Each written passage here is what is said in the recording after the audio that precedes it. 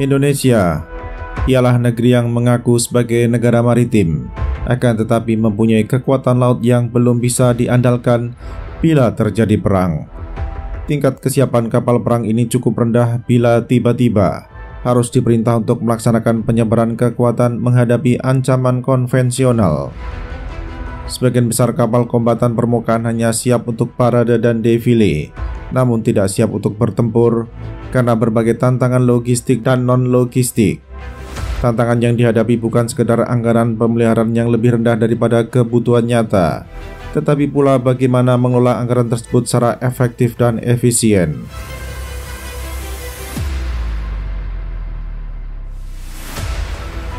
Selain itu, kapal kombatan permukaan berumur di atas 20 tahun sudah sukar untuk dikembalikan kemampuan tempurnya.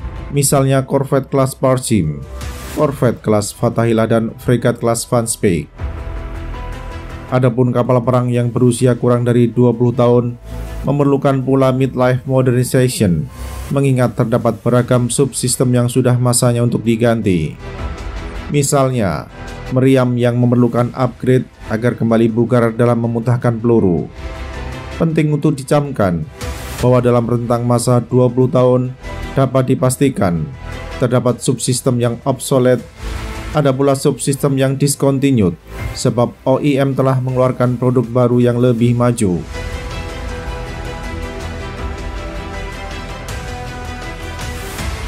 Adapun kondisi kapal selam pun kesiapannya jauh dari menggembirakan akibat kesalahan kebijakan di era MEF etape pertama. Tidak berlebihan untuk menyatakan bahwa saat ini Indonesia tidak mempunyai kemampuan peperangan kapal selam walaupun memiliki kapal selam. Satu-satunya cara membangkitkan kembali kemampuan peperangan kapal selam negeri ini ialah pengadaan kapal selam baru yang sudah mature and proven dari produsen yang juga sudah proven. Upaya memperbaiki 3 kapal selam DSME 209-1400 tidak akan membuat wahana bawah air tersebut menjadi mematikan, mengingat permasalahan yang terjadi sangat kompleks.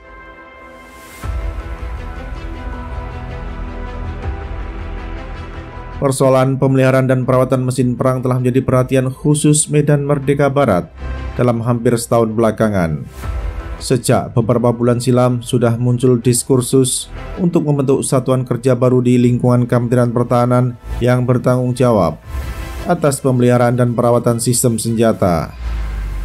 Saat ini pembentukan Badan Pemeliharaan dan Perawatan atau Baharwat masih menunggu penyelesaian dasar hukum di mana melibatkan Kementerian PAN dan RB, sebab hal demikian terkait dengan struktur organisasi kementerian atau lembaga.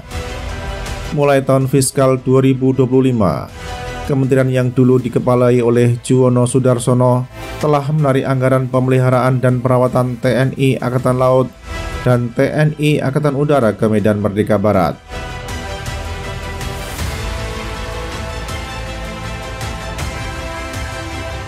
Isu pemeliharaan dan perawatan telah puluhan tahun menjadi tantangan bagi kekuatan pertahanan negeri ini. Salah satu pemicunya yakni tidak ada perbandingan lurus antara penambahan kuantitas peralatan perang baru dengan peningkatan anggaran pemeliharaan dan perawatan. Hal ditengarai akan berlaku pula untuk sejumlah mesin perang yang akan mulai diserahkan kepada Jakarta mulai akhir tahun ini hingga dekade sekarang selesai. Dengan kata lain, tak ada perbandingan lurus antara peningkatan alokasi pinjaman luar negeri atau PLN dengan penggandaan anggaran untuk memelihara dan merawat sistem senjata.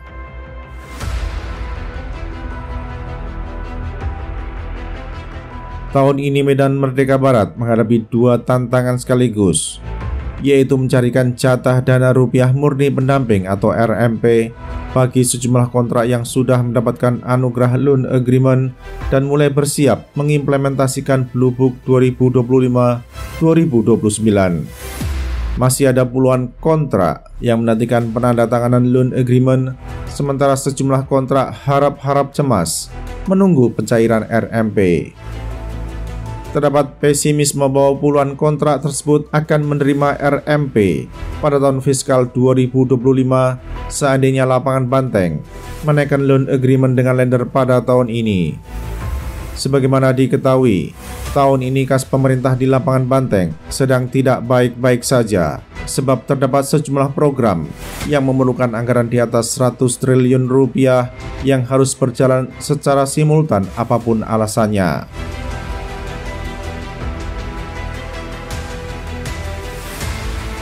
Terkait dengan daftar rencana pinjaman luar negeri jangka menengah DRPLNCM 2025-2029, di antara kegiatan akuisisi yang akan dilaksanakan ialah pembelian kapal kombatan permukaan. Sebagaimana diketahui, pengadaan 2 PPA buatan Fincantieri belum cukup memenuhi kebutuhan operasional Tentara Laut Indonesia. Sementara pembangunan 2 fregat Arrowhead 140 yang dimulai pada 2021 di salah satu dok tempatan baru akan selesai pada 2028, itu pun dengan kualitas yang amat sangat dipertanyakan. Mungkin saja konstruksi 2 fregat yang diplesetkan sebagai fregat Mbuh Bie tersebut akan mendapatkan rekor muri sebagai pembangunan fregat dengan masa terlama di Indonesia.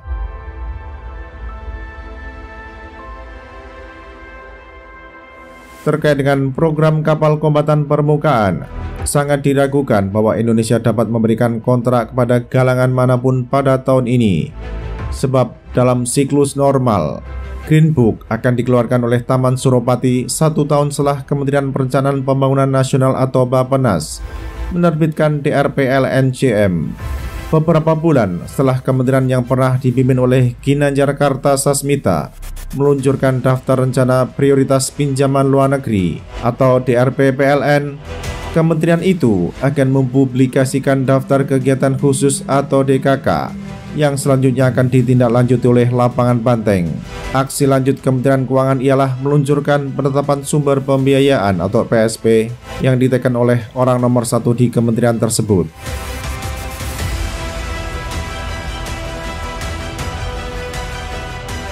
Berdasarkan dinamika terkini, pertarungan untuk memperebutkan program kapal kombatan permukaan Indonesia cukup sengit. Tentu saja Turki mengandalkan fregat Istif Class yang sedikit lebih panjang daripada fregat karya anak bangsa Belanda yang dipakai oleh Tentara Laut Indonesia. Kemampuan kapal perang ini tidak ada yang istimewa dibandingkan dengan kapal perang sejenis keluaran negara-negara lain. Boleh jadi Jakarta akan membajak pesanan Cuk Denis Kuvvetleri agar dapat berstatus menjadi first export customer, walaupun sangat mungkin Indonesia harus membayar bunga pinjaman yang mahal demi cinta mati kepada senjata produksi Turki.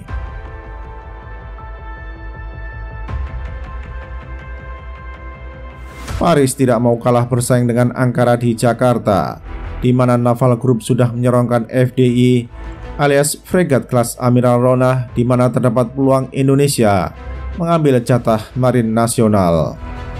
Di samping dirancang berperang pada alam nyata, FDI didesain untuk pula bertempur di alam maya guna menghadapi ancaman cyber.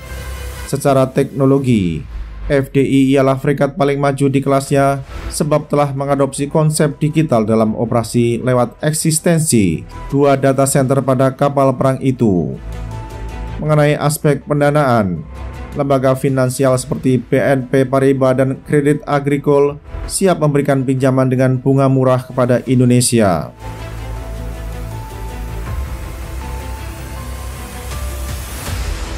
Rekan niaga Naval Group dalam pengembangan frame yakni Fincantieri nampaknya akan masuk dalam gelanggang pertarungan pula.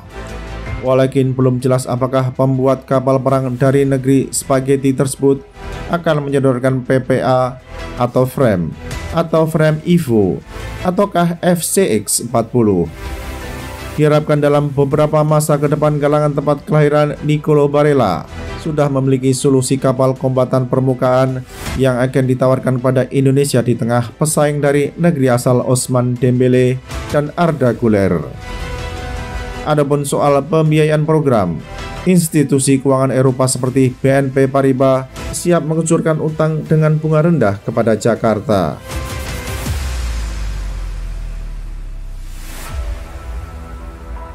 Beijing mungkin pula mempunyai peluang memasok kapal kombatan permukaan ke Jakarta. Akan tetapi sejak tahun silam, sepertinya terdapat kebuntuan terkait penawaran Cina kepada Indonesia yang membuat Jakarta tidak menjadikan akuisisi tipe 052 Delta XPLE Navy sebagai prioritas. Apabila Indonesia setuju mengimpor mesin perang dari Cina, dapat dipastikan bahwa Jakarta membeli sistem senjata dari calon musuh alias agresor. Sangat mungkin ketika Beijing telah menjadi musuh Indonesia dalam isu Laut Cina Selatan, para pihak di Indonesia yang bertanggung jawab atas pengadaan dari Cina sudah pensiun. Dalam urusan utang, nampaknya pemberi utang ialah dari bank-bank di Hong Kong dengan bunga yang kurang kompetitif, walaupun tidak buruk seperti Turki.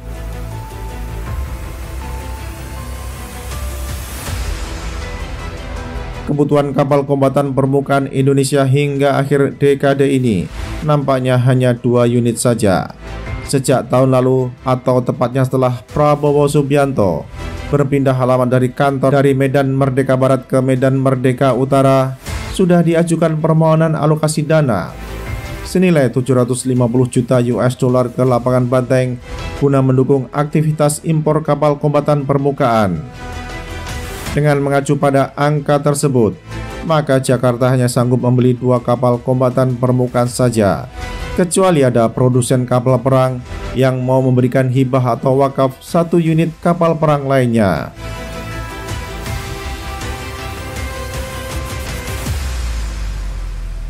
Menyangkut ambisi Indonesia untuk akuisisi kapal perang permukaan sebelum dasawarsa ini tamat, persoalan kritis terdapat pada beberapa isu. Pertama, biaya utang. Apakah Kementerian Keuangan akan mengambil utang dengan biaya utang yang murah ataukah biaya utang yang mahal? Andai kata lapangan Banteng diberikan kebebasan untuk menerima atau menolak calon lender, antara lain berdasarkan parameter biaya utang yang murah, tidak diragukan lagi, biaya utang yang murah akan menjadi pilihan. Biaya utang yang murah mempunyai hubungan langsung dengan risiko yang diciptakan dari kegiatan berutang.